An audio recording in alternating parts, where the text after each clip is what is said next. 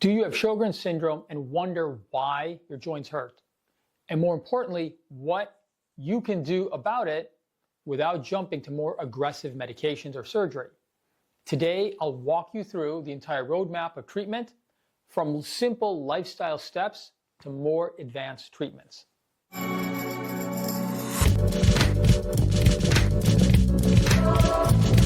Hello, this is Dr. Tambar from Chicago Arthritis and Regenerative Medicine.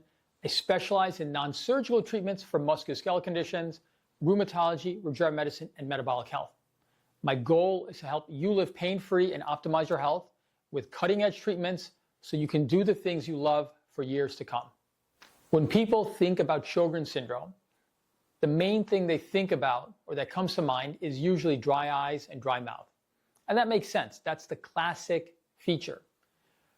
But here's what often surprises people. Joint pain is one of the most common symptoms in Sjögren's as well. And for some people, it's actually the most disabling symptom. Now here's the challenge. Not all joint pain in Sjögren's is the same. For one person, it may look like rheumatoid arthritis with swollen and stiff joints. For another, it may feel like nagging achiness or fatigue. The problem is, if you don't figure out what type of joint pain you're dealing with, you can easily end up chasing the wrong treatment. You might get put on strong medications when you don't actually need them, or you might be told there's nothing wrong, when in fact your joints are unstable and slowly getting worse. So in this video, I want to take you step by step through how I evaluate joint pain in Sjögren's, and more importantly, what you can do about it.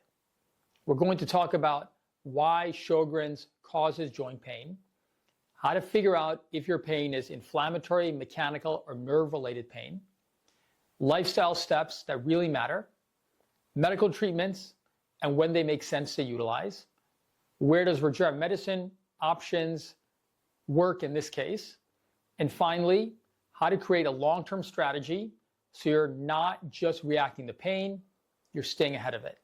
Let's start at the beginning. Sjögren syndrome is an autoimmune condition. That means your immune system, that's normally there to protect you, gets confused, starts miscommunicating, and starts attacking your own tissues.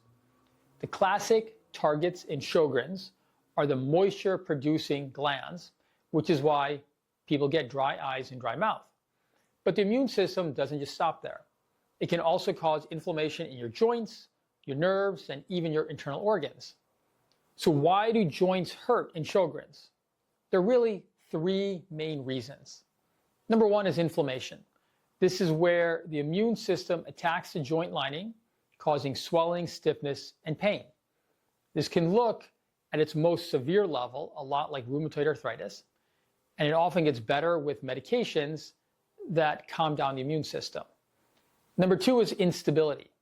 Even if there isn't active inflammation, Sjögren's can weaken the tissues that stabilize your joints, things like ligaments and tendons. That leaves a joint unstable, which creates extra stress and pain. Think of it like a house that's built on a shaky foundation. And number three is nerve-related pain. Sjögren's can sometimes affect the nerves directly.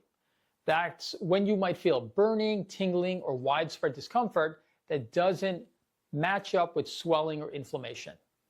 And here's why this matters. If you assume that all joint pain in Sjögren's is inflammation, you'll miss 2/3 of the problems. And that's where people can waste years on the wrong treatments. So how do we actually figure out what's going on? For me, it always starts with a simple principle when it comes to joint problems. And it's that most joint issues come down to either inflammation, instability, or nerve-related issues. And here's how we can sort it out. First off is, let's listen to your story, your history. I'll often ask, when do you feel pain? Is it worse first thing in the morning with stiffness lasting an hour or more? That typically points towards inflammation. Is it worse after activity, like your knee aching after a long walk? That typically suggests more instability or wear and tear. Or do you feel burning or tingling symptoms that don't match the swelling? That points more toward nerve involvement. Second, an examination. If I see swollen, warm joints, that's more consistent with inflammation. If I see joints that are tender but not swollen, that could be instability, in particular if the joints feel loose or give out during movement or examination. Again, that's more instability-related pain. Or if there are more neuropathic findings on exam, that is more suggestive of neuropathy.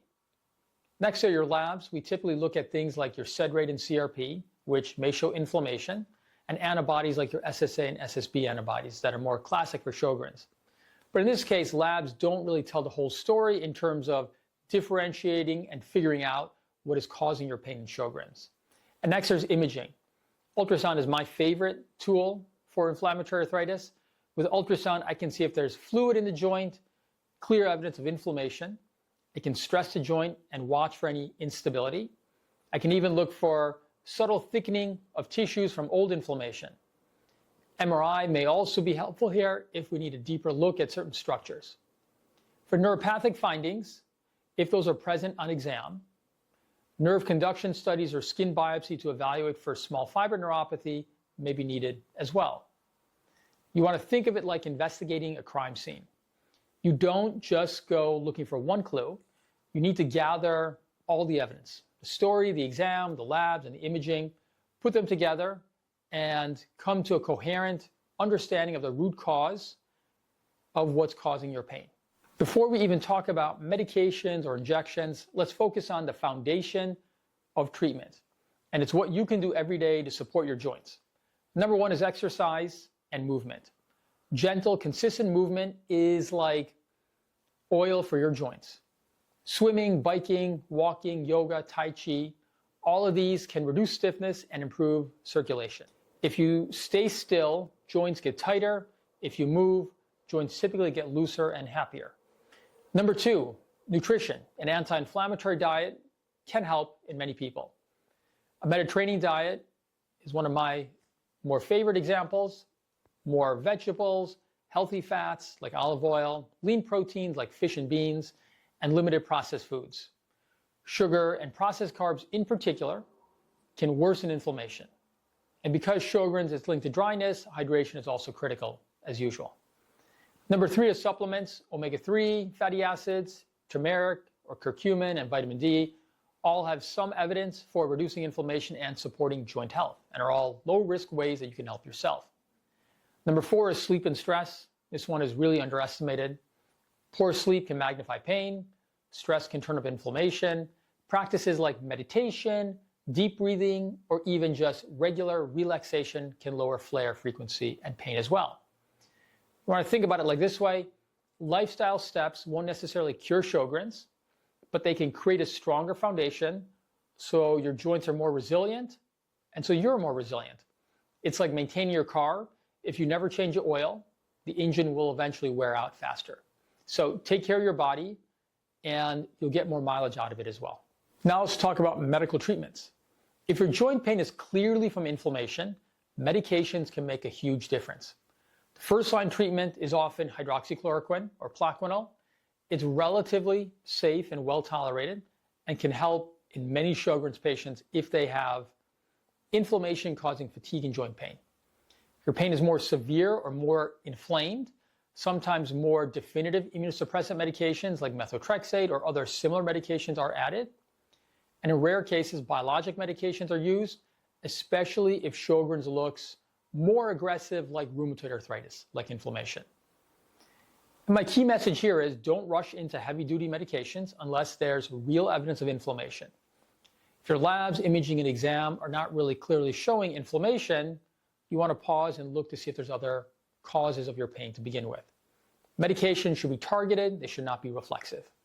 Regenerative medicine options are always a curious option in inflammatory arthritis as well. And here's where I think I have some additional specialty training that can be helpful. Many people with Sjögren's can also have joint pain, not because of inflammation, but because of instability, tissue weakness, and wear and tear arthritis. And here, the conventional way of treating this would be anti-inflammatory medications, pain medications, steroid injections, which can all weaken tissue long-term, offer temporary relief, but don't really fix the problem. Surgery is frequently not needed in most of these patients, especially surgery that's focused more on just removing tissue can actually make joint instability even worse.